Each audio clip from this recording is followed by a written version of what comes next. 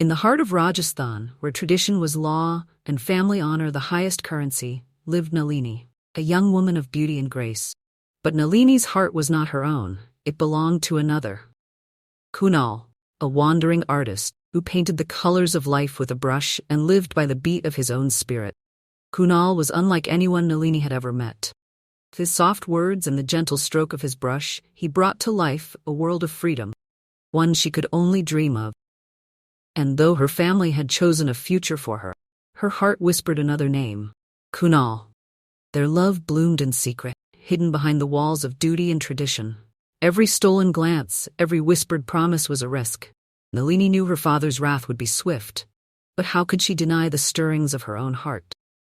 Fate has a cruel hand, and so did Vikrant. Father. Vikrant had made a pact with Rohan, a man of wealth and power, whose proposal came not with love, with a promise to elevate their family status. As her wedding day approached, Nalini was trapped. The walls of tradition closed in, and deception was her only escape. She told herself, it is for the family.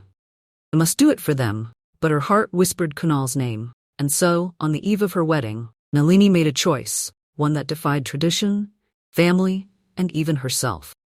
Under the cover of night, she ran to Kunal, knowing the cost of her love could be her very life. Vikrant found them, just as Nalini knew he would. The weight of her decision hung in the air as the village watched. Would she betray her family for love, or betray her heart for duty? In the end, Nalini chose. Not love, not duty, but a path that was her own. She walked away from both men that night, leaving behind the whispers of the forbidden heart, carrying only the silence of her own. And so, Nalini's story was not one of triumph, but one of choice. Choice that shattered the heart and tore through the soul. But in the end, was hers alone. The whispers of the forbidden heart would follow her no more.